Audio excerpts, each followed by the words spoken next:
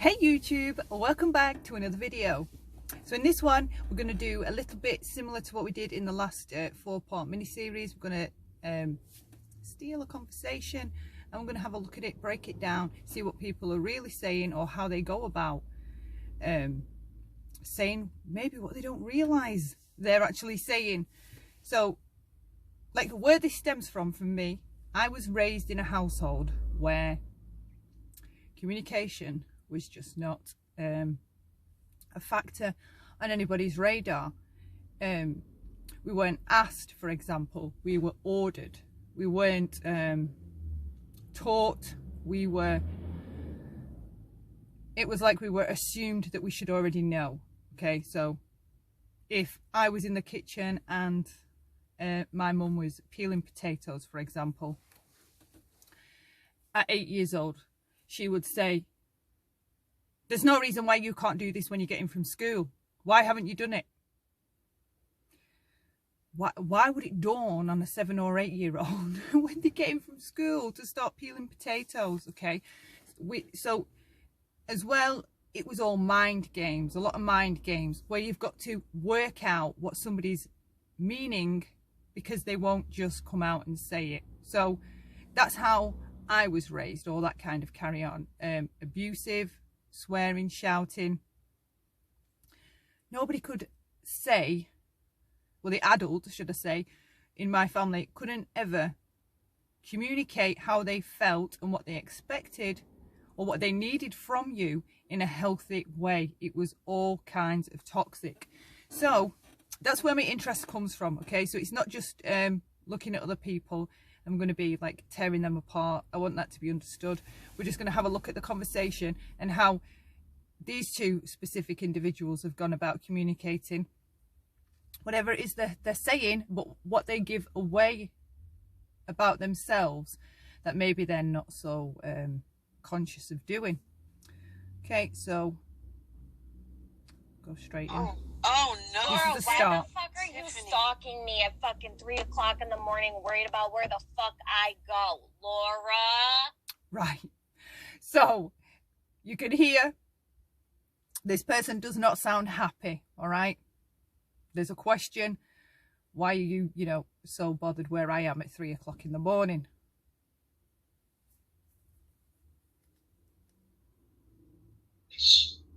Cat got your tongue? You are a fucking psycho. I'm a psycho. You fucking what? Right. So there was a question. Why are you here or following me at 3 a.m. in the morning? That was responded with, you are a psycho. Statement. But it doesn't tell us anything. It doesn't answer the question. It doesn't explain anything. It's kind of like a pointless statement, because who are you reiterating that to? Who? Let's carry on. Bitch, you're a fucking psycho. Why don't you read? So again, there's the raised voice. You are a effing psycho. Another statement. So this straight off, okay. We've got the raised voice. They sound angry. They're not there to answer the question of the first person, the first individual. They're making statements. You're psycho. You're effing psycho. Again, they're not telling us. They're not explaining anything. They're just making statements at the person, not to them, at the person. First that, Tiffany. Don't even. You're a fucking psycho. You're like a guy who Again, a third statement. You're like a psycho. So she's not explaining, like, so when she said it the first time, maybe like whatever, but when she said it the first time, she could have followed it up with some examples. For example, A, you did this. B, you did that. C, you did this. Okay, nothing. So far, all we've had is some angry statements made at party number 1. fucked, who got mad and is now fucking all my friends. That's exactly what you're like. Does that mean I'm gonna get this? Right, so the first individual, She tries to respond, but the second party is talking, being sure to speak over the top of her and repeat her statements of your psycho. Okay, so we've got the loud voice and the over talking. So already, okay, it would suggest that this person likes to dominate conversations, like how we found in the other miniseries. That's what I pick up. That one out, Laura. Does that mean I'm gonna get to have sex with Tiffany? You have Laura a has a fucking fucking channel. dick between her legs. A big Bitch, fucking you have a dong. fucking channel dedicated to A big me. fucking You dong watch right my between her every legs. fucking... So again, we've got the raised voice, the she's being sure to be the only one heard. Okay, so if you are wanting to be the only one heard, you are wanting to dominate. You are wanting to be the only one that's being heard. So she hasn't gone there to have a conversation. Okay, I would guess. I don't know how I would make this assertion. I would guess that she's gone there to fight, not to talk anything through, not to fix anything, not to agree to disagree. They've gone there. Obviously, only they know the purpose of which they've gone there, but we can glean things from how they're being while they're up there. What the fuck, everybody? You watch my every fucking move and then you post it on your channel. You post it on your channel that's dedicated. So the first individual, I don't know if it's coming through on there, but you can hear her saying quietly, Laura. Okay, you can hear her saying her name. She's, in my opinion, she's doing the right thing. She's not raising her voice. She's not trying to overtalk the other individual. She's not trying to fight for who gets the airtime. She's letting her run. It's me, you psycho bitch. It bothers you And again, so much. with the psycho, the profanity, bitch on the end of it, aggression. This is not going to be a conversation, is it? It's not. So for me, to go into a conversation where somebody's being verbally abusive, me personally, okay, I've managed that kind of treatment or dialogue for 38 years of my life. I just will not take it. I will not get into a situation where that's going to come up, and if it is, I will back out. If it was to come up, I would back out. Just say, sorry, I'm not doing this, and I would politely leave.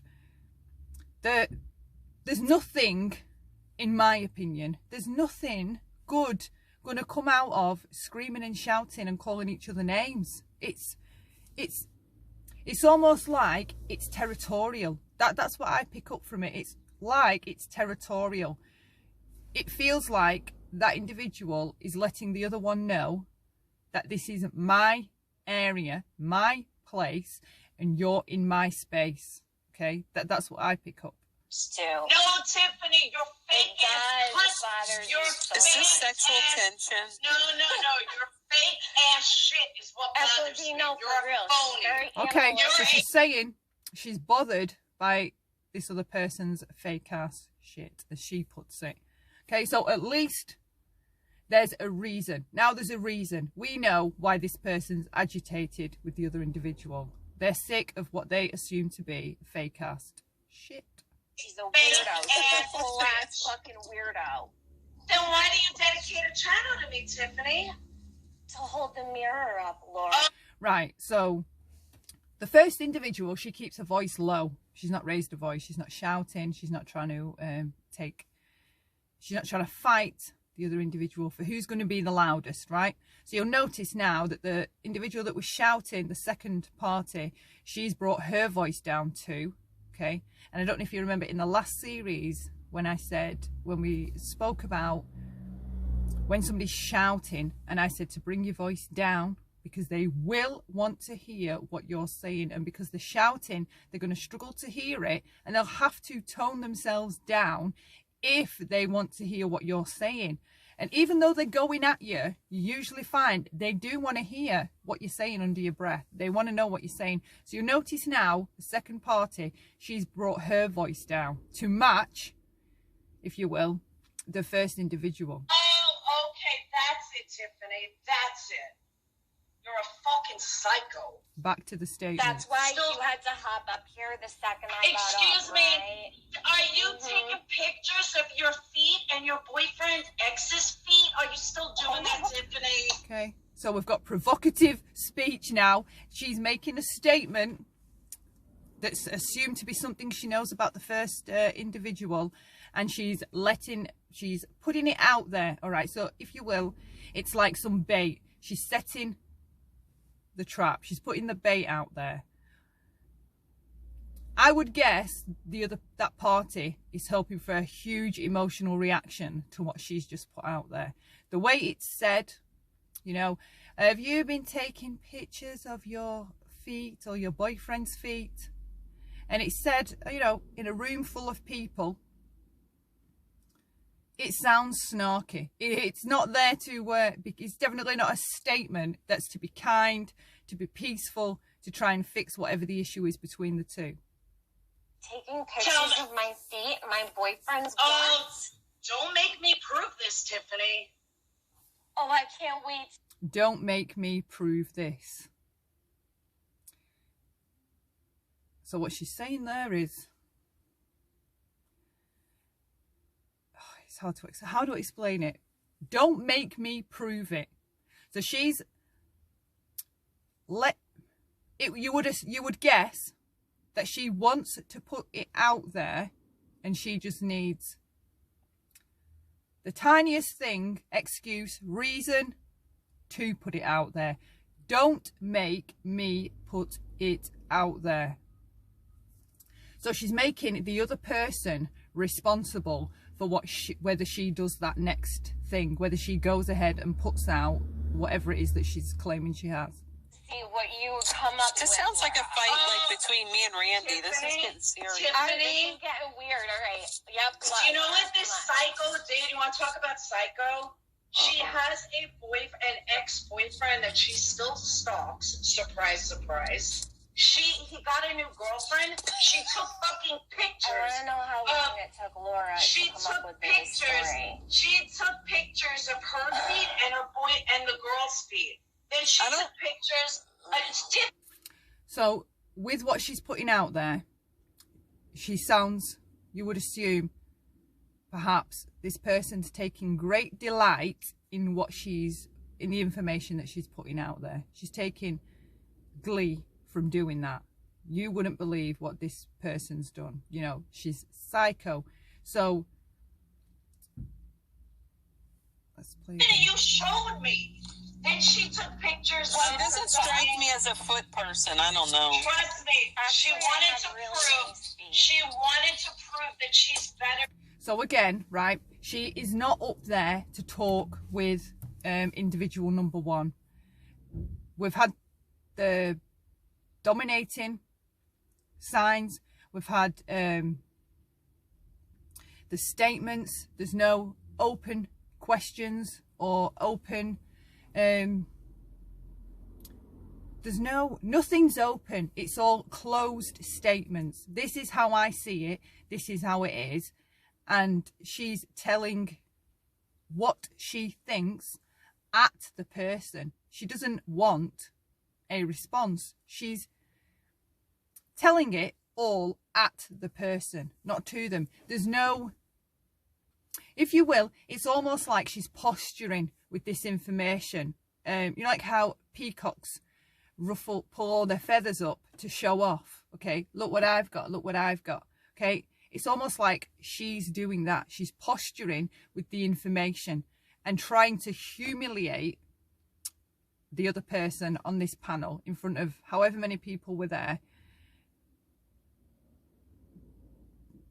To want to humiliate somebody, that is not healthy. That is toxic. It's awful. Than the new girlfriend. So she compared all these pictures. Uh-oh. Hummingbird is mad at you, Laura. Okay. Deceased right now. Okay. Tell Tiffany, share something about Laura. It's only fair. So to be fair to individual number one, she doesn't bite. So like when people say something at us, okay, in that way, they're making negative statements at us. It's with the hope, usually, that we pick up what they've put down and react to it, okay? Not many of us realise that we can think before we feel. Like, when something happens, if somebody says to you something really, really nasty, maybe, something like, you know, like this, you're nothing but a fucking psycho, okay? For me, I won't pick up what they've put down. I'll just leave it sat there, okay? I'm staying in my own space. The words, I'm not going to pick them up. I'm not going to attach onto them, bring them in, and feel anything for those words. I'm just going to leave the words there, okay? I'm not going to let them in to, I don't know how to explain it. I'm not going to let them hit in to my psyche, okay? I'm going to look at what the words are. You're nothing but a psycho bitch. That's this person's opinion. I'm just going to leave it there, okay? Can I sit within myself, calm and together, pulled together with those words out there? Yeah. Yeah, I can. Because when something happens that's cruel or nasty to us, okay, we have a choice whether we want to feel. No one teaches us this crap, okay? No one teaches us. We have a choice to feel immediately after something happens. So when something happens, we should stop, right?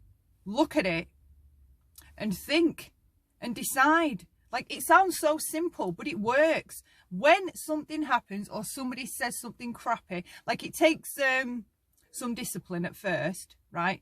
But sitting with negative, nasty things that people think about you and getting comfortable hearing them without you starting to notice, like, if you notice like the defensiveness rise up, or the reactive side of you, the emotional part of you, want to, how dare you say that? No, talk it back down. Hang on. I don't have to feel that way. How do I want to feel about it? You can ask yourself. There's a moment of time, as someone taught me, you know, someone taught me this. I didn't just learn it on my own. There's a moment, there's a space from somebody saying something to you to before you feel it. There's a tiny window of time where you can stop, look at it, process it, and decide, you know what? I don't want to feel anything about what that person said. I don't want to pick it up, absorb it, take it in, react to it, feel angry about it or psycho. I'm just going to leave it there. I'm just going to leave it there. I don't want to feel anything about it. We do have that choice. There's a space of time when anything happens, when somebody said, okay, there's a space in time where you can stop and decide, hang on, how do I want to feel about this? Rather than the thing happens and straight away you allow the defensiveness, the ego, the grandstanding, the posturing, the aggression, okay? You don't have to. Just sit.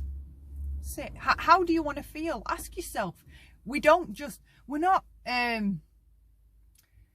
emotionally led. We can lead our emotions. And say for me, for example, in how I was raised, we weren't taught that gift. We were a reactive family. If my mum was mad, she was mad, and everybody else had to feel the brunt of her being mad or angry. If my sister was in a mood, the whole house had to feel that she was in a mood and tiptoe and walk on eggshells, okay? None of us communicated in a healthy way. Nobody explained healthy communication. It wasn't ever demonstrated by adults in my family. It was just left to be whatever. So I was reactive. okay? If I saw something that I didn't like or that affected me, I would feel first instead of think first. I would feel and jump up. And I just got to the point where I just thought, I don't want to be this angry or chaotic. If you feel first, you'll find that your life is just a constant emotional roller coaster every day, because anytime something happens, okay, and especially around the YouTube communities, you've probably noticed you'll leave one stream deflated or emotionally drained after listening to the kickoff, whatever's gone down. You go to another stream, they might be angry or upset because of what somebody's done. So again, you're feeling for them on their behalf. You're feeling bad for them. You're taking on emotions that aren't yours to take on. Okay. So it does take practice to stop picking up those emotions and just being able to observe what's going on without absorbing it, and without absorbing it within ourselves as well. So we can just observe things, right? Don't know if you know Ross Rosenberg, okay? Check out his observe, don't absorb mindset, thinking skills. I don't know what you'd call it, okay? It's a brilliant technique. You observe instead of absorb people or emotions or things that are going on. Say, for example, I found out a partner was cheating, okay? For me, that would be fine to have an emotional reaction to it, okay? If I found out that my child was hurt, that's fine for me to have a huge emotional reaction to it. A death, a divorce, something wrong with your pet, okay? Day to day, managing humans, being around them in any capacity, whether it's family or friends or in the office or at work, do you want to be constantly taking on what those other people are either talking about or feeling themselves? Like, you do have to be conscious of not taking on other people's emotions. And I do struggle with that. I do find myself, because of the way I was raised, because we were raised in a home where you always had to second guess how other people felt, whether they were happy, whether they were sad, whether you needed to be quiet, whether you was okay to be a kid. Should I have put this away, picked that up? Everything was just mentally exhausting. The mind games and the guessing, and nobody had just been able to tell you. So for me, that's why communication is a big thing, I think, anyway. I think that's why I have so much fascination and interest with it. But yeah, if we're conscious, we have to be conscious of it, okay? It didn't just dawn on me until I was like, what would it have been? About 36, 38, when I started looking into my own kind of behaviour and what the hell I was doing wrong. Anyway,